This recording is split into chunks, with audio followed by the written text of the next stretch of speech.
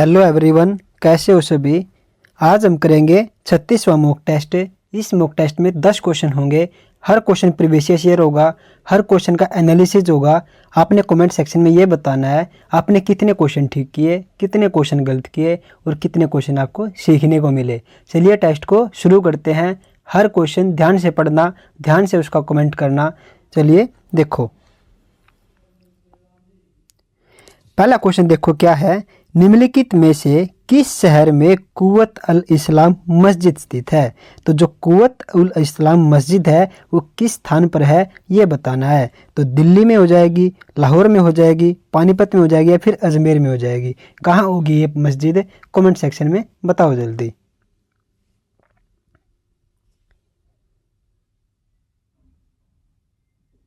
दोस्तों इसका right answer हो जाएगा दिल्ली में। देखो इसका एनालिसिस क्या है इस क्वेश्चन का, वो देखो। कुव्वत उल इस्लाम मस्जिद जो है दिल्ली में स्थित है। इसकी स्थापना जो है वो कुतुबुद्दीन ऐबक करता है और कुतुबुद्दीन ऐबक गुलाम वंश का संस्थापक होता है। और उसने गुलाम वंश की स्थापना की थी। किसने किसने की थी गुलाम वंश की स्थापना? कुतुबुद्दीन ऐबक ने की थी। लेकिन कब की थी? 1206 ईस्वी में की थी। इसके बाद क्वेश्चन क्या आएगा कि कुतुबुद्दीन ऐबक किसका गुलाम था? तो वो गोरी का गुलाम था। और इसने अपनी राजधानी कहाँ बनाई थी? लाहौर में बनाई थी। कहाँ पर? लाहौर में। और इसने क्या किया, एक जो कुतुब मीनार जो दिल्ली में है उसकी नींव इसी ने रखी थी। और वो कब रखी थी ये देखो। तो वो इसकी नींव तो रखता है कौन? कुतुबुद्दीन ऐबक। और इसके अलावा वो अजमेर में 2.5-3 का झोपड़ा यानी एक महल टाइप का वो एक मस्जिद का निर्माण करता है। कहाँ पर? अजमेर के अंदर। ध्यान रखना इन क्वेश्चन को। 4 से 5 पॉइंट है इस क्वेश्चन के। देखो दोबारा देखो एक बार। ये जो कुव्वत उल इस्लाम मस्जिद है कहाँ पर है? ये दिल्ली में है। पहला क्वेश्चन ये हो जाएगा। दूसरा क्वेश्चन, इसकी स्थापना किसने की? कुतुबुद्दीन ऐबक ने की। ये किसका गुलाम था? ये किसका गुलाम था? यह गोरी का गुलाम था। जो मोहम्मद गोरी है ये उसका गुलाम था। इसने स्थापना कब की? 1206 ईस्वी में की। ठीक है। इसने 2.5 दिन का झोपड़ा बनवाया वो। ठीक है। और ये क्वेश्चन आपने ध्यान रखने हैं। अगला क्वेश्चन देखो। दिल्ली में खिलजी वंश के किस स्मारक में लाल बलुआ पत्थर का प्रयोग हुआ है? तो कौन से स्मारक है खिलजी वंश की जिसमें इस पत्थर का प्रयोग किया गया है? ऑप्शन देखो, विक्टोरिया मेमोरियल, अलाई दरवाजा, मोती मस्जिद या फिर चार मीनार। क्या होगा इसका आंसर? छाप दो कमेंट बॉक्स में।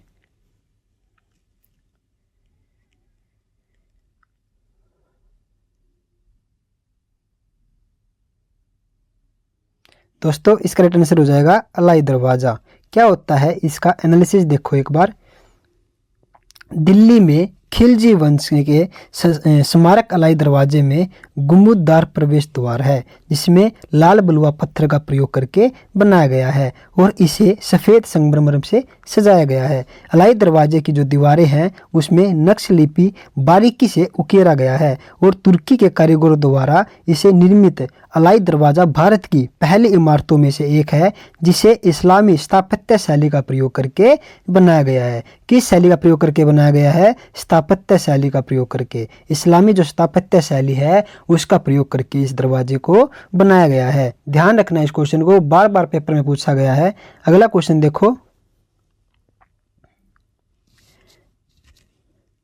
कुतुब मीनार डैश आर्किटेक्चर का एक उदाहरण है। ऑप्शन देखो इसके क्या हैं? इंडो इस्लामिक, द्रविड़, सूफी या फिर मौर्य। तो क्या हो जाएगा इसका आंसर? छाप दो कमेंट बॉक्स में जल्दी।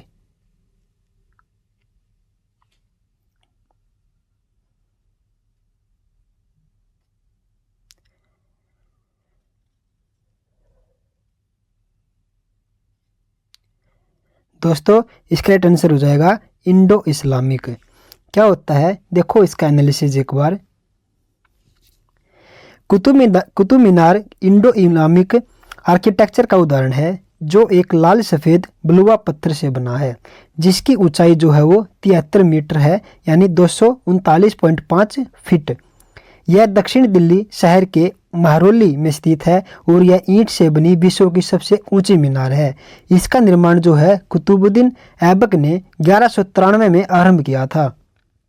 इसके जो उत्तराधिकारी इल्तुतमिश है उसने 3 मंजिलों को और बढ़वा दिया और 1368 में फिरोज शाह तुगलक ने 5वीं अंतिम मंजिल का निर्माण करवाया। देखो जो कुतुबुद्दीन ऐबक है वो इसका निर्माण करता है और कार्य आरंभ कर देता है, लेकिन इसकी मृत्यु हो जाती है और इसके बाद जो शासक आता है इल्तुतमिश वो इसकी 3 मंजिल और बनवा देता है। ठीक है, इसके बाद जो अगला शासक आता है खिलजी वंश का फिरोज शाह तुगलक, वो क्या करता है इसकी 5वीं मंजिल का निर्माण कर देता है और यह एक लंबे स्मारक को इसको बना दिया जाता है। ध्यान रखना, इस क्वेश्चन को बार बार आएगा, इसमें 3 शासक का रोल है इसको बनाने में, ध्यान रखना। किस किस का? कुतुबुद्दीन ऐबक का, इल्तुतमिश का और फिरोज शाह तुगलक का। तीनों शासक याद रखना, पूछे जाएंगे आपसे। अगला क्वेश्चन देखो, निम्नलिखित में से कौन भारत का पहला लोकपाल बना? पहला लोकपाल कौन बना भारत का? ऑप्शन देखो, प्रदीप कुमार महाती, अजय कुमार त्रिपाठी, दिलीप बी भोसले या फिर पिनाकी चंद्र घोष। क्या हो जाएगा इसका आंसर? छाप दो कमेंट बॉक्स में।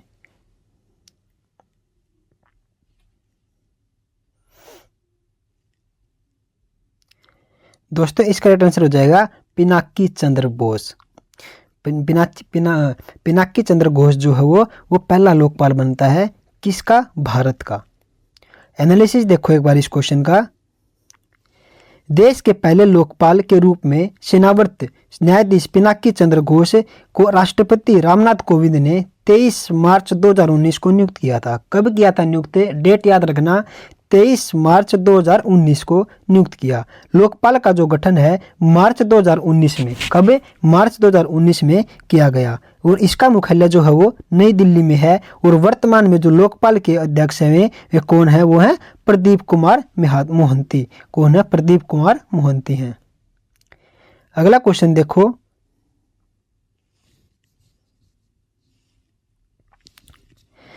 केंद्र राज्य संबंधों से संबंधित मुद्दों की जांच के लिए केंद्र सरकार ने किस आयोग की नियुक्ति की थी? ऐसा कौन सा आयोग बनाया था जो इनकी मुद्दों की जांच करेगा? ऑप्शन देखो, नानावट्टी आयोग, मंडल आयोग, सकरिया आयोग या फिर कोठारी आयोग। क्या हो जाएगा इसका आंसर? छाप दो कमेंट बॉक्स में।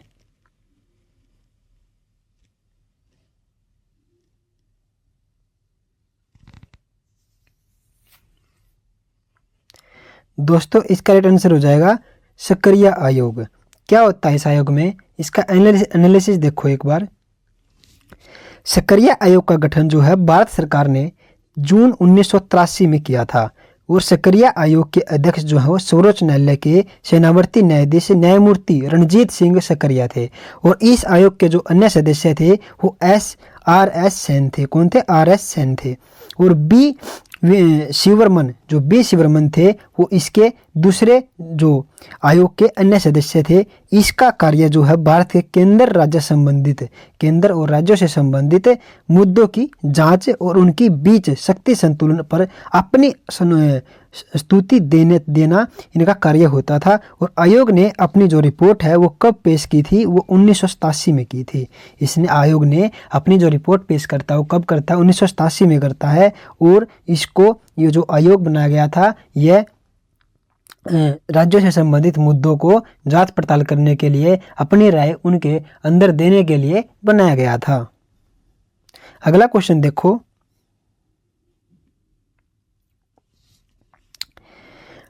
अंतरराज्य परिषद की स्थापना किस समिति की अनुशंसा पर की गई थी? ऑप्शन देखो, सकरिया समिति, वाई डी रेड्डी समिति या फिर TSR समिति, सुब्रमण्यम समिति और चंद्रबाबू नायडू समिति।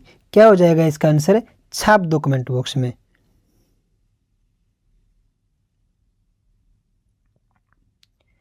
दोस्तों इसका राइट आंसर हो जाएगा सकरिया समिति। क्या होता है इस समिति में? देखो इसका एनालिसिस देखो एक बार।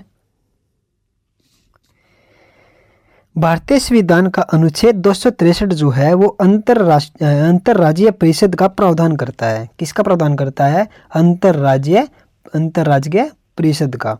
इसके अलावा इसका गठन जो है राष्ट्रीय विकास परिषद तथा सकरिया आयोग की सिफारिश पर 1990 में किया गया। इसका उद्देश्य जो है वो कब किया गया? इसका जो उद्देश्य था वो क्या था, राज्यों के बीच उत्पन्न जो विवाद होते हैं उनकी जांच पड़ताल करना और उनके बीच में अपनी सलाह को प्रस्तुत करना इसका कार्य होता था। किसका? सहकारी आयोग का। आगे देखो क्वेश्चन को, न्यायमूर्ति राजेंद्र सच्चर समिति का गठन जो है वो अध्ययन के लिए किया गया था। वो किसके लिए किया गया था? ऑप्शन देखो, भारत में पश्चिम घाट के पर्यावरणीय मुद्दों के लिए, भारत का वैश्वीकरण के प्रभाव के लिए, भारत में मुस्लिम समुदाय की सामाजिक आर्थिक स्थिति के लिए, भारत में सरकारी अस्पतालों द्वारा रखे जा रहे मानक के लिए। तो क्या हो जाएगा इसका आंसर बताओ कमेंट बॉक्स में।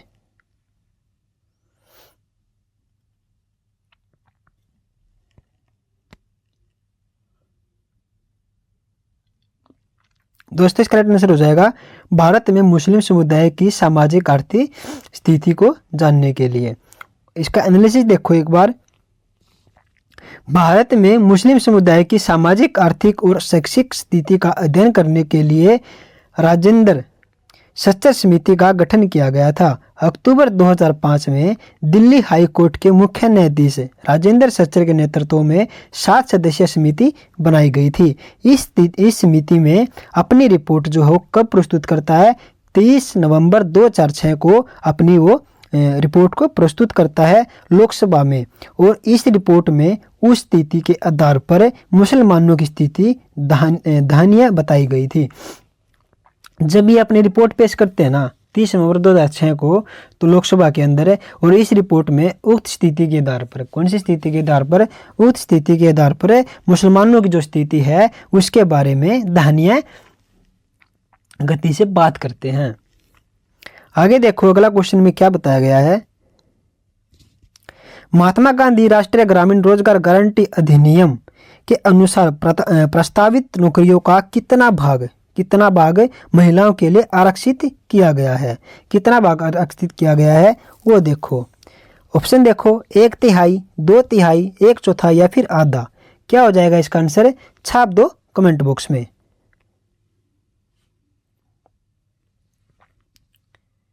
दोस्तों इसका राइट आंसर हो जाएगा 1/3। इसका एनालिसिस देखो एक बार,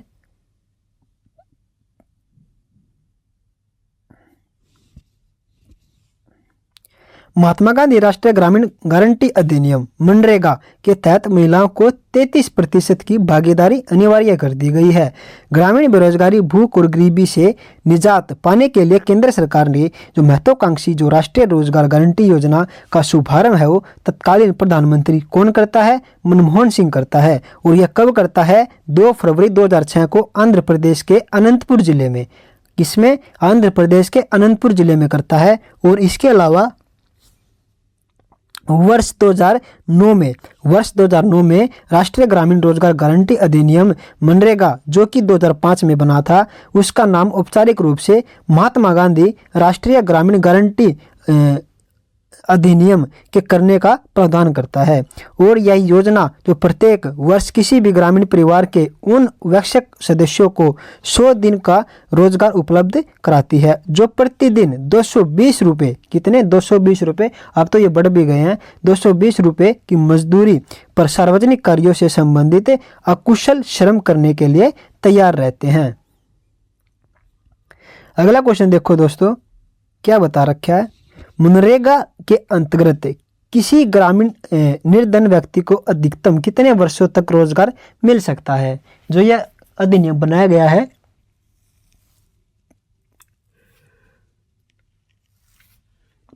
अगर आपने इससे पहले वाला क्वेश्चन अच्छे से पढ़ा था ना तो आप इसका आंसर बता दोगे। ऑप्शन देखो, 100 दिन, 120 दिन, 180 दिन या फिर 90 दिन। क्या होगा इसका आंसर? छाप दो कमेंट बॉक्स में। दोस्तों इसका आंसर हो जाएगा 100 दिन। एनालिसिस देखो एक बार इसका, महात्मा गांधी क्या करता है, महात्मा गांधी राष्ट्रीय ग्रामीण गारंटी अधिनियम के तहत महिलाओं को 33% की भागीदारी अनिवार्य कर दी गई थी। ग्रामीण बेरोजगारी, भूख और गरीबी से निजात पाने के लिए केंद्र सरकार से महत्वाकांक्षी राष्ट्रीय रोजगार गारंटी योजना का शुभारंभ तत्कालीन प्रधानमंत्री डॉक्टर मनमोहन सिंह ने 2 फरवरी 2006 को आंध्र प्रदेश के अनंतपुर जिले में किया था। और 2009 में राष्ट्रीय ग्रामीण रोजगार गारंटी अधिनियम मनरेगा में राष्ट्रीय ग्रामीण गारंटी अधिनियम जो कि 2005 में बना था, औपचारिक रूप से महात्मा गांधी राष्ट्रीय ग्रामीण रोजगार गारंटी अधिनियम के द्वारा इसका प्रावधान किया गया है। और यह योजना के प्रत्येक वर्ष किसी भी ग्रामीण परिवार में उन वैसे सदस्यों को 100 दिन का कार्य उसमें उपलब्ध कराती है जो 220 रुपये की मजदूरी उसमें दी जाती है और कार्य से संबंधित अकुशल श्रम करने के लिए जो तैयार रहते हैं। अगला क्वेश्चन देखो दोस्तों, ये लास्ट क्वेश्चन रहेगा। भारत में राष्ट्रीय निवेश कोष के संबंध में निम्नलिखित में से कौन सा कथन सही है? ऑप्शन देखो, इसे 2005 में बनाया गया। इसकी वार्षिक आय 75% का उपयोग स्वास्थ्य और शिक्षा और रोजगार से प्रस्तावित करने के लिए योजनाओं के लिए जाना जाता है। तो क्या हो जाएगा इसका आंसर? छाप दो कमेंट बॉक्स में। ऑप्शन देखो इसके,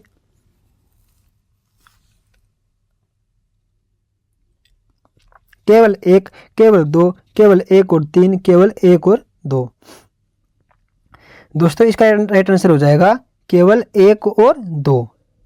क्या इस क्वेश्चन का एनालिसिस एक बार वो देखो।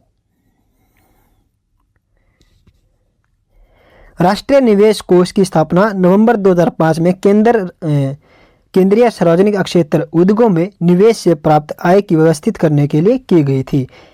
NIF की जो वार्षिक आय है वो 75% शिक्षा, स्वास्थ्य, रोजगार को बढ़ावा देने वाली चयनित सामाजिक क्षेत्र की योजनाओं के लिए वित्त पोषण के लिए उपयोग किया जाता है। दोस्तों कैसा लगा आपका मॉक टेस्ट? इस मॉक टेस्ट में आपने कितना स्कोर किया? 10 क्वेश्चन में से कितने क्वेश्चन आपने ठीक किए, कितने क्वेश्चन गलत किए और कितने क्वेश्चन आपको सीखने को मिले? आपने कमेंट सेक्शन में ज़रूर बताना है ताकि मुझे पता चल सके आपकी कितनी तैयारी है और किस लेवल के क्वेश्चन मुझे इसमें ऐड करने हैं। दोस्तों अपना रिव्यू ज़रूर देना, ज़रूर बताना। बस इस वीडियो में हम इतना ही करेंगे।